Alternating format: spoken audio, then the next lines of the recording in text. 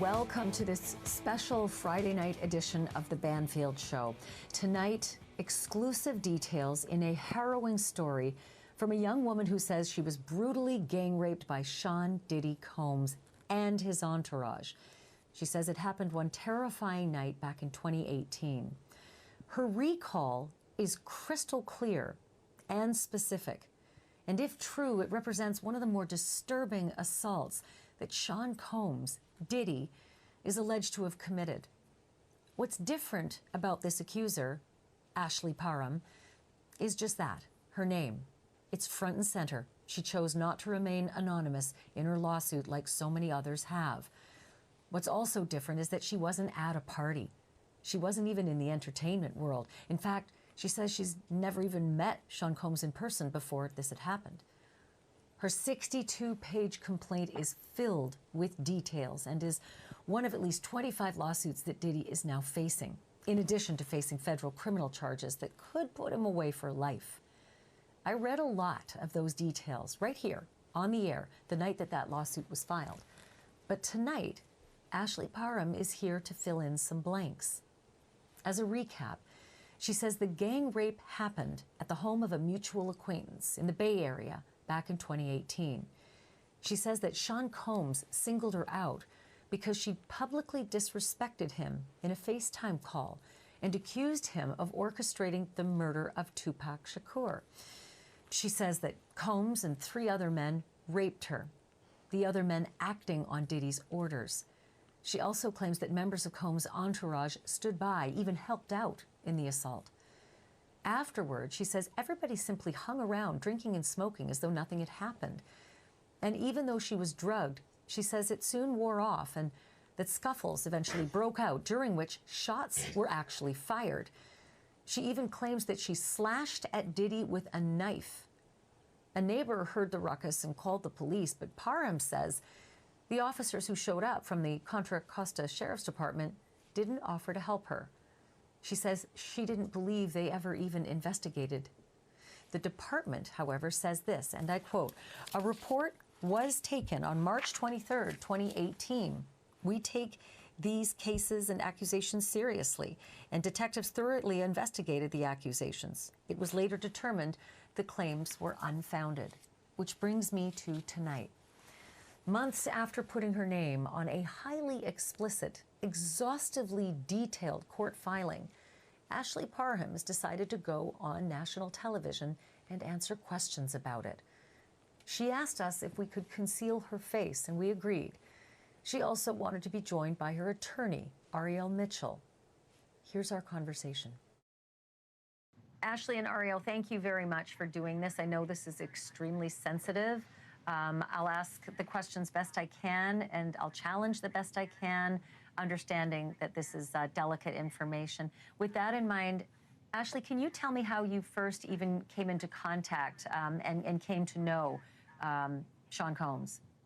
I met a man named Shane Pierce at the bar, and outside of the bar, he had Sean Combs on a FaceTime phone call, and he overheard me saying I wasn't impressed by him and wasn't a fan, and that I thought he killed Tupac.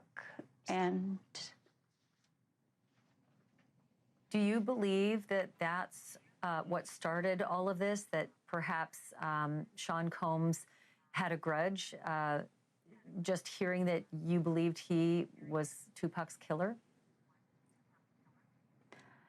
Yeah, I think that's what started it, because that's when he threatened me, that he was going to come after me. And he threatened he was going to eat my face, so I didn't take him seriously. I just thought he was a bizarre human being. At what point did you come into actual physical contact? Did you see him face-to-face for the first time? What were the circumstances? It was when Shane Pierce had called me, and he claimed he wasn't feeling well from his cancer treatment and he needed help opening his medication. So I went over there to help him out, and it turned out he was just fine and he didn't need my help. It was weird. He wanted to show me his new car, and he took me on a short drive around the Renda Hills, and then we got back to his little bachelor pad in the house, and he offered me a glass of water, and I drank it, and I started to feel a little bit off. And then I heard a bunch of people coming down the stairs, and it was Sean Combs and a whole bunch of people who just busted in the door and in just in a boisterous manner and acting. He said something like, "Bet you didn't think you were ever going to see me." And I was just in complete shock and frozen. And what happened next?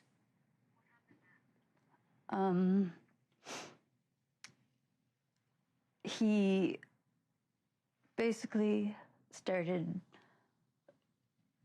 threatening me with human trafficking, and that they could take me anywhere and sell me. He had Christina Parham. He ordered her to insert a copper IUD into my vagina, but luckily it deployed before she could actually get it inside me, like inside the cervix. And that's when Sean Combs got extremely angry, and he grabbed the TV remote and sexually assaulted me vaginally with the remote extremely violently. Where in the apartment did this happen? And it was in the house. It has a little studio apartment underneath the house, and it was on the bed because it was a really tiny apartment. And was everyone in that party present? The people who had all descended down those stairs into that studio apartment, were they all present witnessing what was happening to you? I heard more people upstairs that I didn't see. So I'm not incredibly sure how many people were there. In the room with me, it was Sean Combs, Shane Pierce, Shane's friend, who I don't know his name yet, what he called was a bodyguard, who later claimed he was a correctional officer or undercover officer, but he wasn't. And then Christina Parham and another white woman who I don't know her name. Did you know who these people were, or have you come to learn who they are because of the alleged assault that happened? I learned who they were afterwards, other than Sean Combs. And so now, if you can, and I'm sorry these questions are so difficult. I'm following along with the affidavit for the most part. Can you tell me what happened after you say Sean Combs allegedly raped you with the TV remote? What happened after that in that bedroom with all of those people present?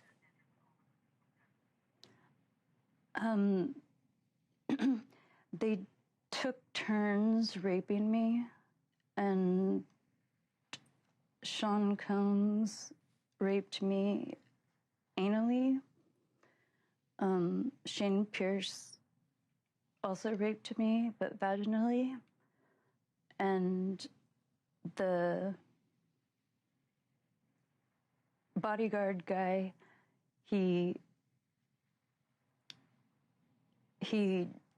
raped me as well while Sean Combs was sitting in a chair naked, filming it and jerking off to watching me being raped.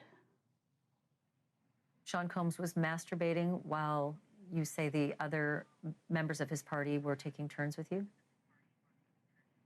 Yeah. And what happened next? And I looked for my stuff, my shoes, my clothes, my purse, my keys, and my phone, and none of it was there. And I found a random large black t-shirt. So I put that on, and the knife that Sean Combs had put against my face earlier, where he wanted to cut my face, and Christina Coram told him that it wouldn't be good for human trafficking me, that clients wouldn't like it.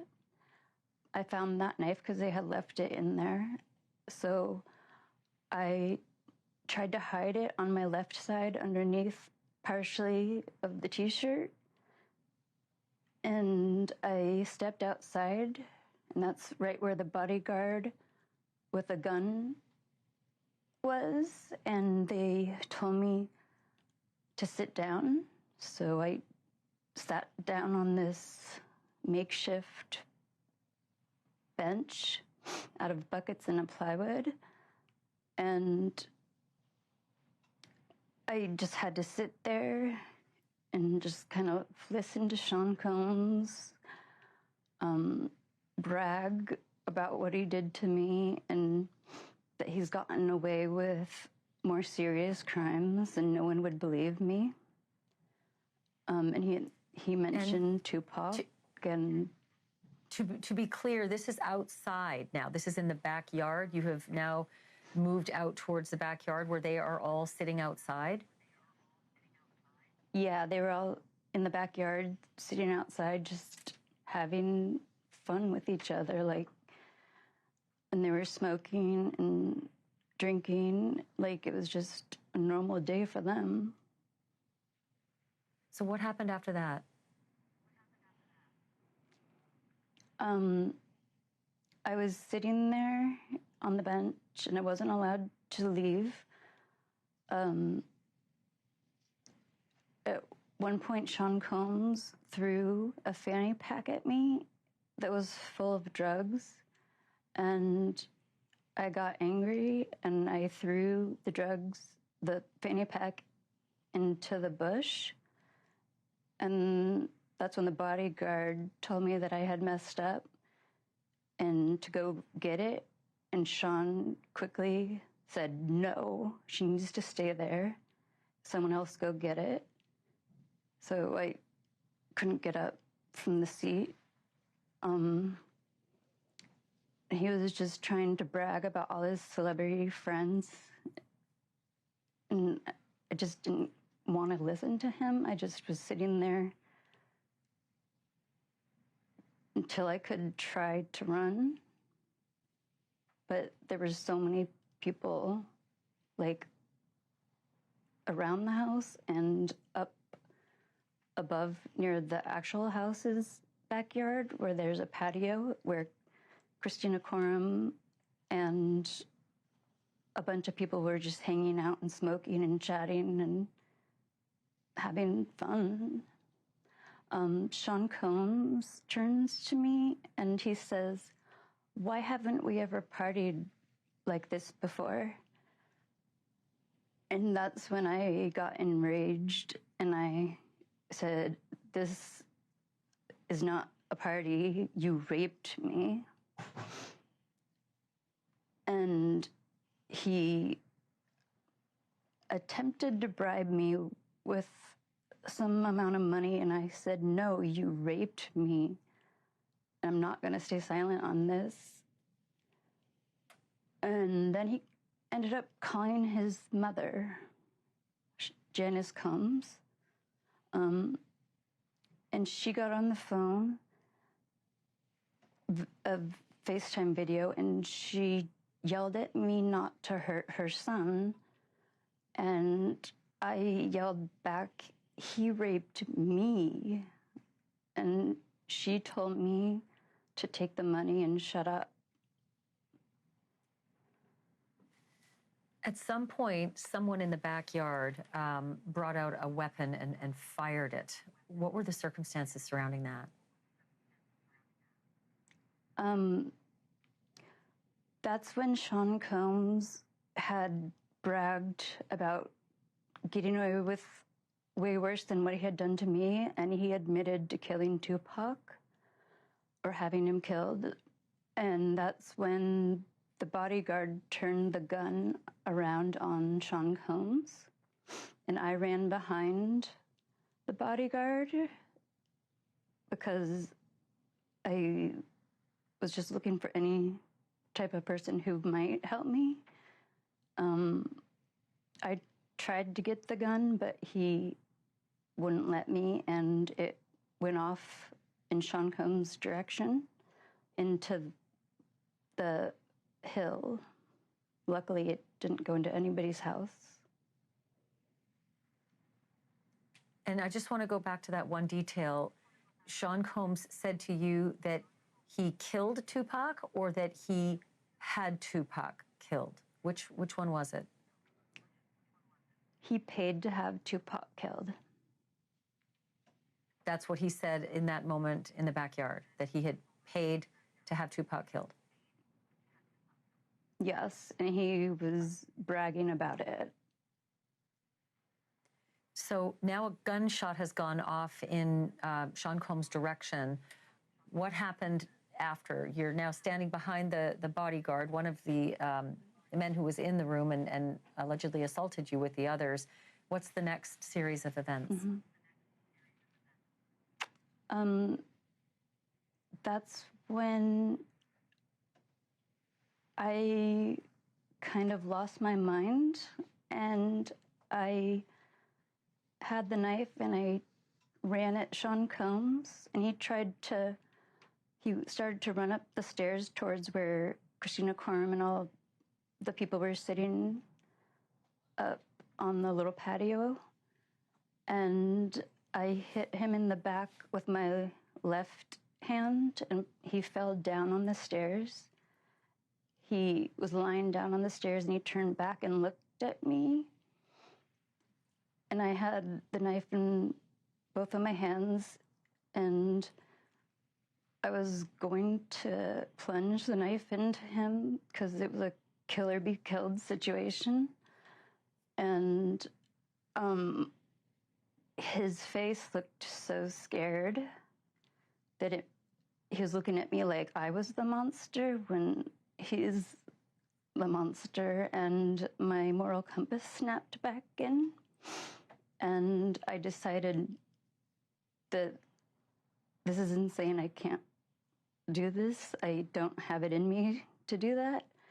And I turned around and I took 2 steps down the stairs.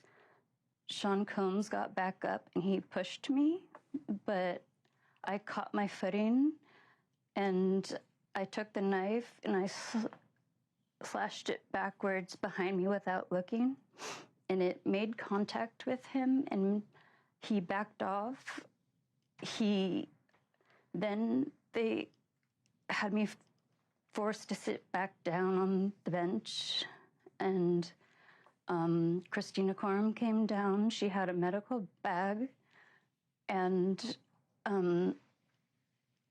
he was bleeding a little bit on his chest, but not, like, I didn't stab him, it was just a cut, and they put anti-clotting type stuff on and a bandage on him.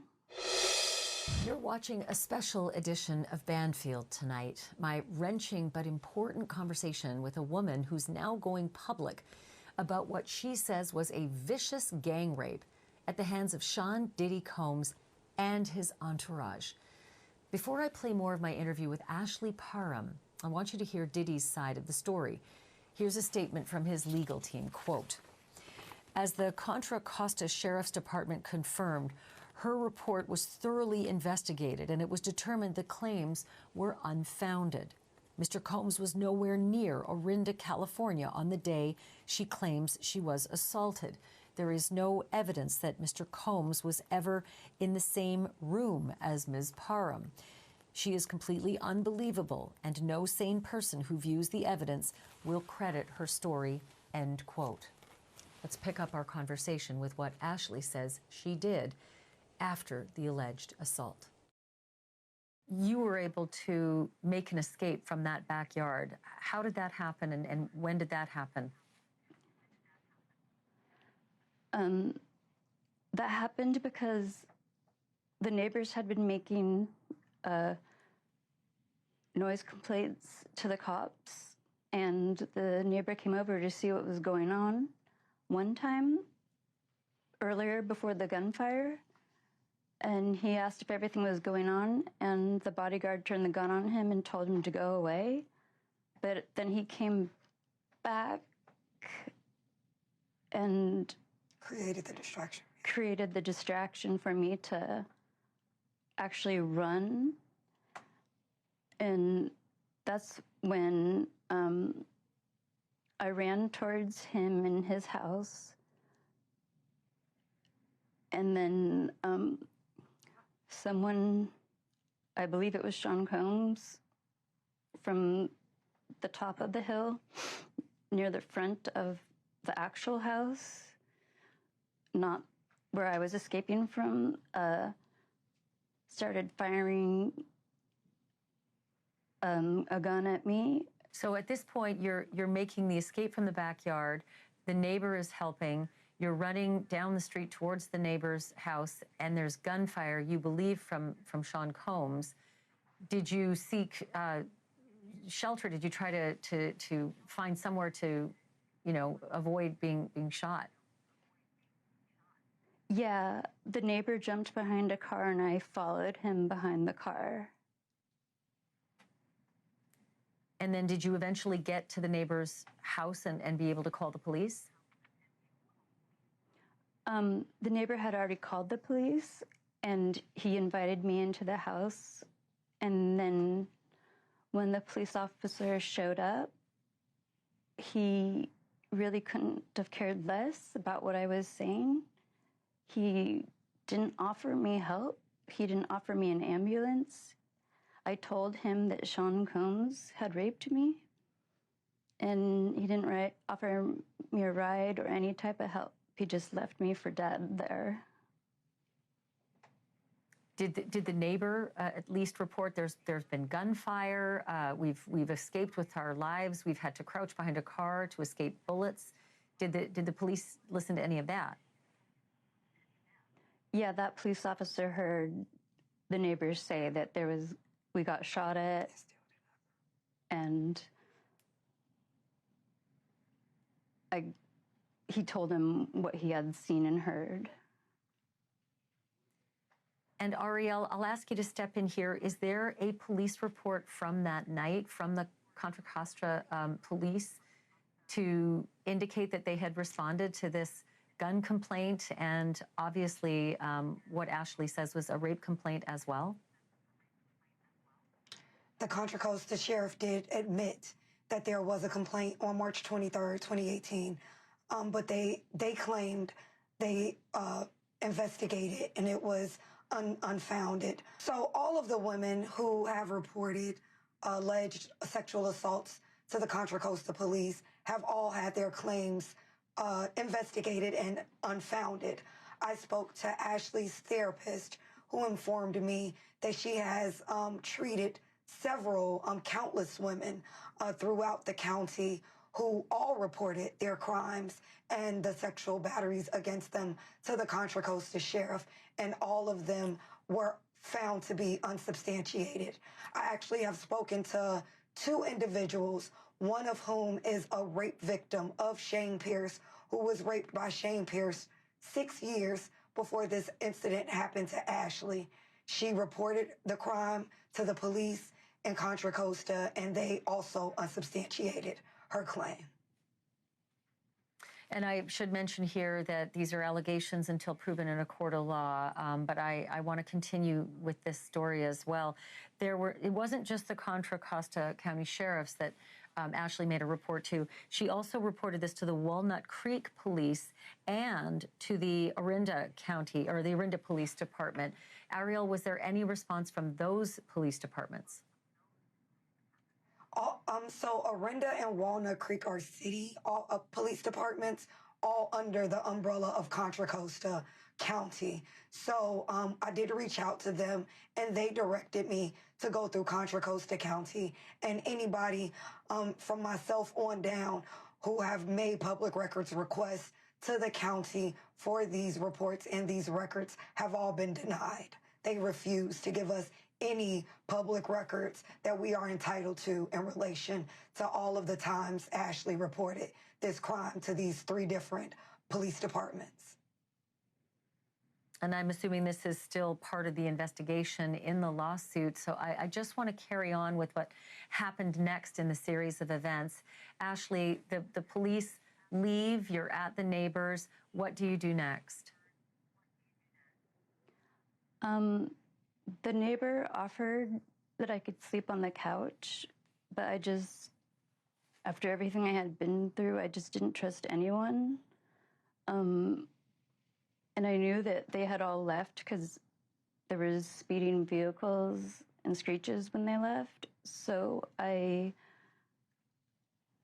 just didn't know what to do. I was in a state of shock, and I went back into the apartment to get my belongings, but they were all gone.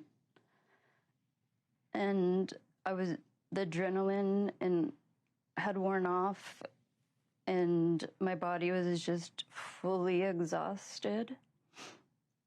And I was alone in the room, and I just ended up falling asleep.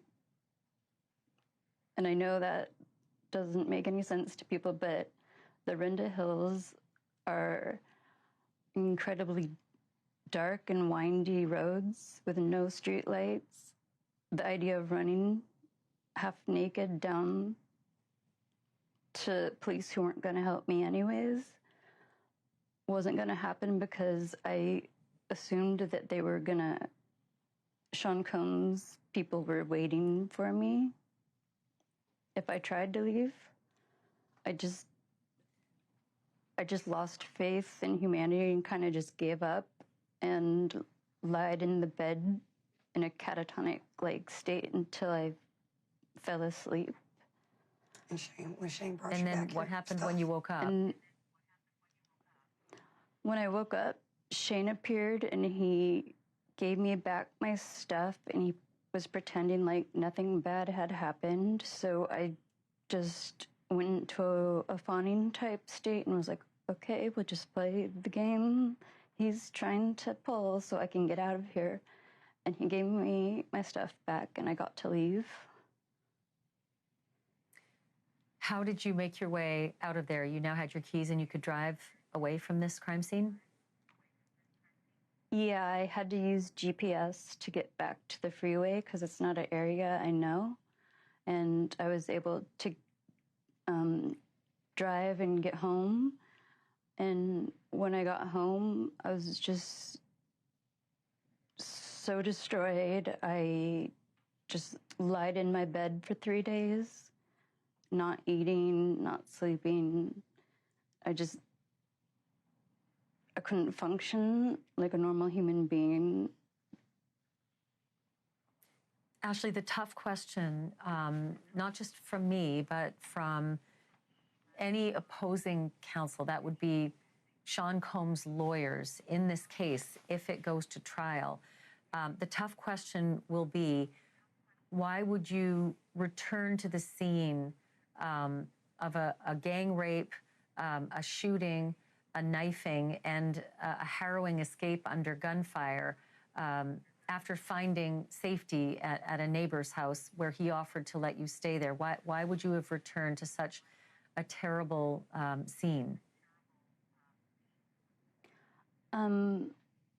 Everybody was gone from the place, and I was not in a headspace where I could trust the neighbor because I don't know him, and I was kind of afraid to stay in that house. And I had tried to find my keys so I could at least hide in my car.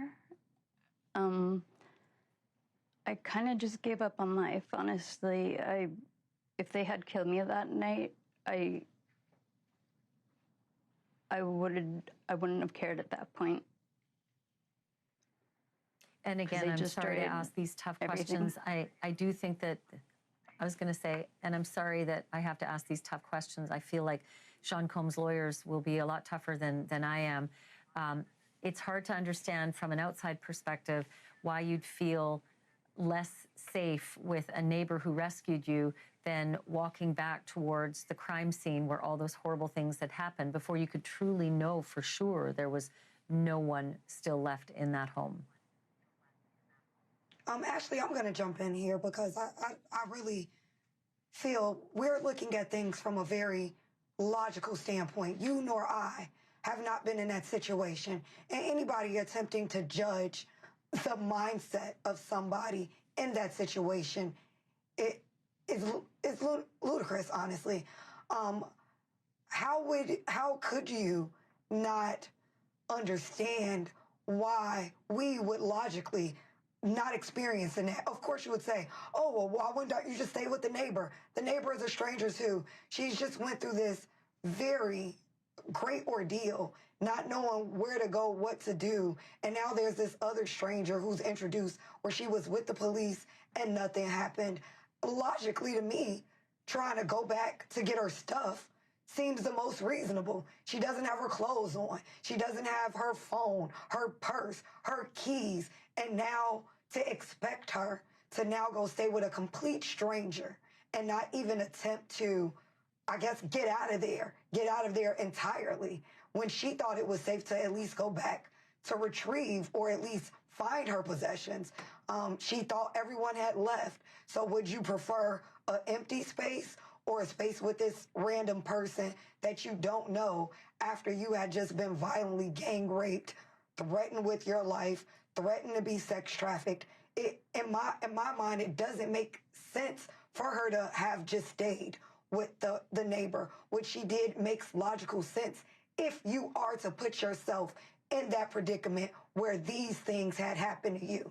So unless we're going to put ourselves in that mind frame to think about what we would do if this had happened to us, which we can't even do. We can try to imagine it, but there's no imagining it unless you're in it. And anybody who's been in such a severe situation, to expect or to question their logic, I think is unreasonable. Yeah, and listen, I'm with you. I've never been in that circumstance. I can't imagine what it was like to be in your shoes, Ashley. All I'm saying is that at trial, all of that sensitivity goes out the window, and opposing counsel, Sean Combs' counsel, will be extraordinarily tough because he'll be looking, or she'll be looking, at 12 jurors, and it's their sensibilities that are going to have to be convinced. And Ariel, that's why I asked those tough questions. But I do want to ask, because evidence is everything, right? Have you been able to get that neighbor, track that neighbor down to corroborate all of this? That would be immensely helpful to this case. Yes, we are in a process of getting that corroboration. We are working with investigators and other individuals to track down that person. We tried to reach out to that person directly at what we believe the address to, but we do have people working on getting that person to us. Does that person still live in that home, and does Ashley know what home it was? I understand how confusing a scene can be. It can be easy to, in the dark, certainly, to not remember which house it was. Do you know which house it was and who the neighbor is? No, we're not exactly sure. That's why I hired PI to get that done. I do know what house it was. Well, not the house. I was talking about the person, yeah. Yeah, but the we neighbor... know the building, right.